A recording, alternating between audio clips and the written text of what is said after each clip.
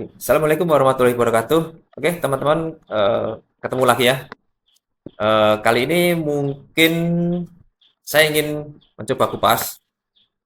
Di sini ada A sampai Z yang dikerjakan pada web TKA. Ya. Eh, oke, mungkin yang belum subscribe boleh subscribe di channel YouTube ini ya. Channel YouTube saya, S Channel Belajar. Saya beberapa sudah membuat video tutorial sampai part 5. Nah, sekarang apa sih yang sebenarnya yang kita lakukan ya sebagai operator atau proktor saat buka web TKA ya untuk tahun ini. Nah, di sini saya memaparkan, mohon izin memaparkan A sampai Z dalam artian mungkin ada sesuatu yang mungkin masih Bapak Ibu proktor masih kebingungan apa yang dilakukan setelah login gitu ya. Di beberapa video saya yang lalu sudah saya jelaskan bagaimana cara login dan apa yang isi pertama. Nah, yang pertama, langkah awal adalah yang pertama kita akan mengisi infrastruktur kelengkapan data ya, yang bisa kita isi di dalam web sebelum nanti tingkat lanjut di sampai pelaksanaan TKA-nya. Nah, di sini kita mengisi data infrastruktur mulai dari infrastruktur sistem webnya, kemudian fasilitas komputer, kemudian jangan lupa upload surat kesiapannya, bisa di-download, kemudian ditandatangani oleh kepala sekolah, kemudian di-upload dalam bentuk JPG kalau tidak salah di webnya. Kemudian, nah, impor dan validasi data peserta ini. Dipastikan teman-teman sudah sinkronisasi Dapodik dan memang benar-benar siswa di tingkat akhir itu datanya tidak ada yang masuk residu. Karena jangan sampai nanti setelah kita import ternyata datanya salah atau masih residu ya. Silahkan dicek dan divalidasi kalau memang benar-benar sudah fix silahkan diimpor saja.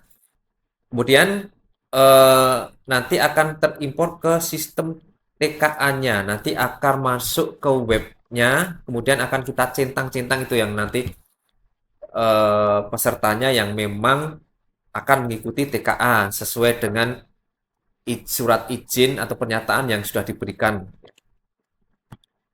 Nah, ini pendaftarannya setelah kita impor, nanti ada pendaftaran peserta ya. Yang tadi saya sampaikan centang ya atau tidak mengikuti.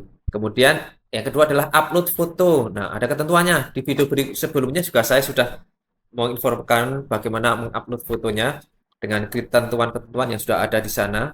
Minimal dalam satu per foto itu tidak sampai melebihi 1 MB ya. Kemudian nama filenya hanya nomor NISN. Kemudian dalam satu kelas itu dijadikan dalam satu folder yang nanti dijadikan zip atau rar. Kemudian setelah itu, nah untuk pengisian data pengawas sebenarnya kita menunggu instruksi, kemungkinan nanti akan ada sosialisasi untuk pengawasnya karena di jenjang SMA yang tahun 2025 juga ada sosialisasi. Nah, kita tunggu arahan saja. Silakan kita cek-cek saja di webnya apa saja yang nanti perlu disiapkan untuk mengisinya. Kalaupun nanti Bapak Ibu mau menunggu instruksi dinas tidak apa-apa. Nah, jadi ini tidak harus sekarang ya. Boleh nanti kalau mau sudah mau ada arahan atau ada pengiriman DNT ya, daftar nominasi tetap dan mau melakukan pelaksanaannya. Nah, itu baru boleh bisa juga diisikan di sana. Nah, kemudian nanti setelah kita mengisi atau mendaftarkan siswanya, untuk DNS ini nanti dari dinas yang menetapkan. Nah, proses DNS daftar nominasi sementara nanti dari dinas yang menerbitkan.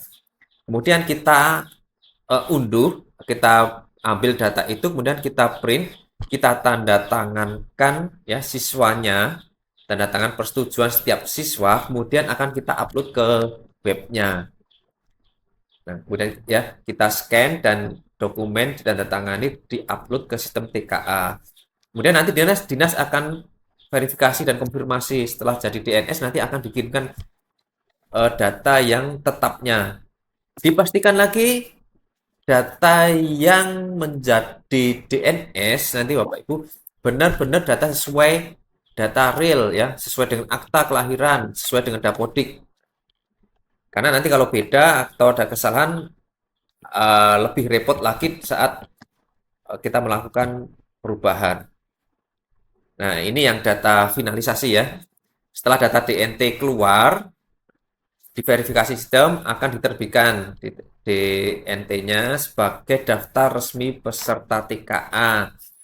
Yang terpenting, ini perubahan memerlukan pengajuan resmi ke dinas jika ada perubahan. Jadi saat DNS keluar atau mungkin masa-masa sekarang ini, teman-teman, sekarang ini silahkan cek-cek nama dari nomor absen 1 sampai yang terakhir. Nah, dipastikan memang benar-benar itu namanya fix ya. Oke, selanjutnya persiapan sistem dan infrastrukturnya. Nah, untuk nomor pesertanya nanti juga dari dinas yang menerbitkan. Kita tunggu saja, karena bukan kita yang menginputkan, nanti dinas yang akan mengeluarkan, baru kita di administrasi tesnya itu akan keluar. Kemudian input juga lengkapi juga, jangan lupa input data komputer ya, data komputer proktornya. Kemudian pelaksanaan simulasinya. Nah, pelaksanaan simulasi ini sebenarnya tidak mengharuskan siswa langsung, tapi alangkah baiknya kita ajak siswa untuk simulasinya. Kemudian setelah simulasi nanti akan ada pengaturan sesi ulang, pengaturan sesi dan gelombang. Nanti ikuti aja arahan dari dinas atau yang memegang tanggung jawab di dinas. Jadi nanti ada durasi, ada kapasitasnya disesuaikan ruangnya, kemudian jumlah komputernya atau laptopnya ya, sehingga saat pelaksanaan nanti bisa lancar. Nah, ini untuk pelaksanaan gladi bersih. Ini otomatis gladi bersih itu benar-benar suasana yang memang nyata untuk pelaksanaan TKA utama nanti. Jadi simulasi penuh dengan skenario ujian sebenarnya untuk identifikasi dan perbaikan masalah yang mungkin nanti terjadi. Kemudian pada saat hari TKA, pelaksanaan TKA utama dengan monitoring ketat dan dukungan teknis penuh untuk memastikan kelancaran ujian. Harapannya pada saat gladi bersih ini, eh, gladi bersih menuju ke TKA yang utama, nah 100% itu sudah siap, dukungan teknis sudah siap, targetnya kendala 0%. Nah, harapannya seperti itu. Jadi saat gladi bersih bisa diidentifikasi kekurangan hambatannya apa sehingga nanti saat pelaksanaannya bisa lancar. Oke, seperti itu teman-teman. Sering-sering berkoordinasi dengan pihak dinas dan mungkin kalau teman-teman yang punya grup proktor SD atau SMP yang bisa dijadikan referensi jika terjadi kendala-kendala atau mungkin ada teman-teman proktor lain bisa membantu gitu ya. Oke, nanti kita akan lanjut jika ada informasi selanjutnya.